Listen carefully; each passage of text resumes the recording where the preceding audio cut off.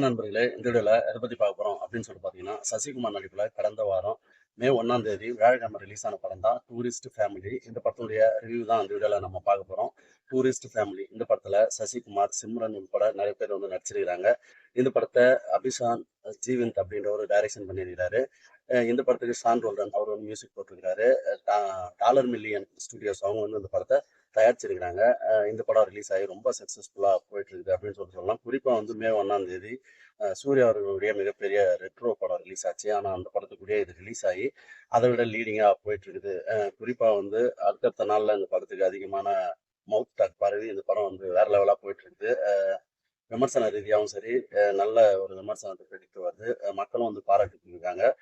ரொம்ப வித்தியாசமான அயோத்திக்கு அப்புறம் வித்தியாசமான ஒரு படத்தை வந்து சசிகுமார் கொடுத்துருக்கான்னு சொல்லிட்டு பாராட்டிட்டு புக்மை ஷோவும் இதுக்கு ரேட்டிங் வந்து 9.5 வந்து கொடுத்துருக்காங்க. ஸோ அதனால இந்த படம் வந்து அடுத்தடுத்த நாள் அதிக ஷோஸ் இன்க்ரீஸ் ஆகி வேற லெவலாக போயிட்டு இருக்குது அப்படின்னு சொல்லிட்டு சொல்லலாம். இப்போ வந்து இந்த படம் எப்படி இருக்குது அப்படின்னு சொல்லிட்டு பார்த்துடலாம். இந்த படத்துடைய ஒன்லைன் என்ன அப்படின்னு சொல்லிட்டு பார்த்தீங்கன்னா, இப்போ வந்து இலங்கையில் ஒரு பொருளாதார பிரச்சனை ஏற்பட்டு அங்கேருந்து கிளம்பி சென்னைக்கு போகலாம் அப்படின்னு சொல்லிட்டு வராங்க. ஸோ அவங்க வந்து கடல் வழியாக ராமேஸ்வரம் வழியாக வராங்க. ஸோ அது வந்து லீகல் கிடையாது, இல்லீகல். ஸோ அதனால அங்கே வந்து போலீஸ் மடக்குறாங்க. இவங்களுடைய கதையை கேட்டு அவர் வந்து உள்ள விடுறாரு. அதுக்கப்புறம் திடீர்னு அந்த ராமேஸ்வரத்துல ஒரு பாம்பு வெடிக்குது. இதை வச்சது இவங்க தான் அப்படின்னு சொல்லிட்டு இவங்களை தேடி கண்டுபிடிக்கிறாங்க.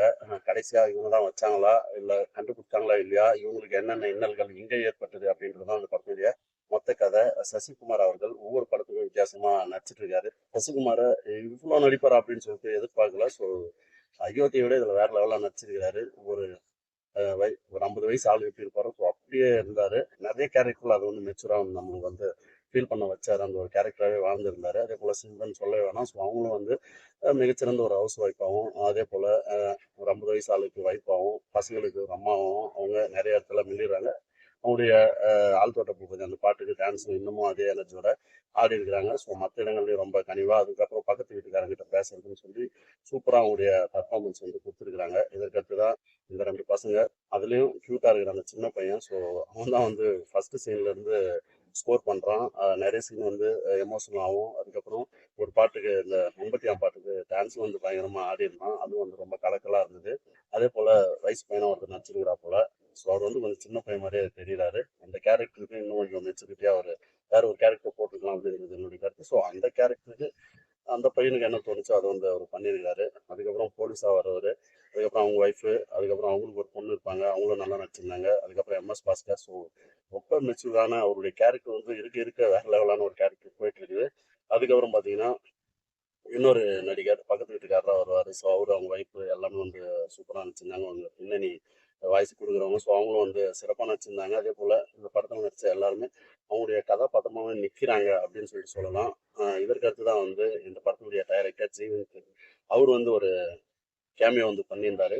ஸோ அவர் தான் அந்த படத்தினுடைய கீ ரோலே பண்ணியிருந்தாரு. அதை வேற லெவலாக அவர் பண்ணியிருந்தாரு. அதுக்கப்புறம் தான் தெரியுது இவர் தான் அவருன்னு சொல்லி. ஸோ பயங்கரமாக அந்த கேரக்டரை பண்ணியிருந்தாரு. அதுதான் அந்த படத்தினுடைய முக்கியமான ஒரு ரோலு. சூப்பராக பண்ணியிருந்தாரு. இந்த டைரக்டருக்குள்ள இவ்வளோ வித்தியாசமான எண்ணங்களா, இவ்வளோ தாட் இருக்கா அப்படின்னு சொல்லிட்டு வேற லெவலாக எனக்குலாம் ஃபீல் ஆச்சு.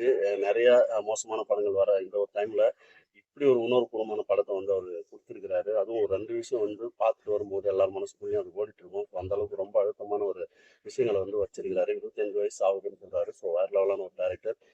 தமிழ் சினிமாவில் ஒரு முக்கியமான இடத்த இவர் கண்டிப்பாக பிடிச்சிருவாரு. குறிப்பாக வந்து எனக்குலாம் பாபநாசம் பார்த்த படத்தை பார்க்குற ஒரு ஃபீல் வந்து கண்டிப்பாக கொடுத்துச்சு அடிக்கடி. ஆனால் அது வேற இது வேற, எந்த சம்மந்தமும் இருக்காது. ஒரு சில டைமில் நம்மளுக்கு வந்து தோணுச்சு. அது மாதிரி தான். அதில் எனக்கு மாற்று கருத்து இல்லை.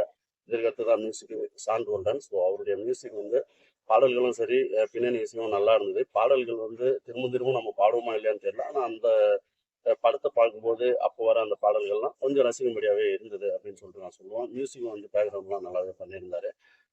இதற்கு அடுத்து தான் வந்து ஒளிப்பதிவு எல்லாமே நல்லா இருந்தது. எடிட்டிங்லாம் வந்து சூப்பராக இருந்தது.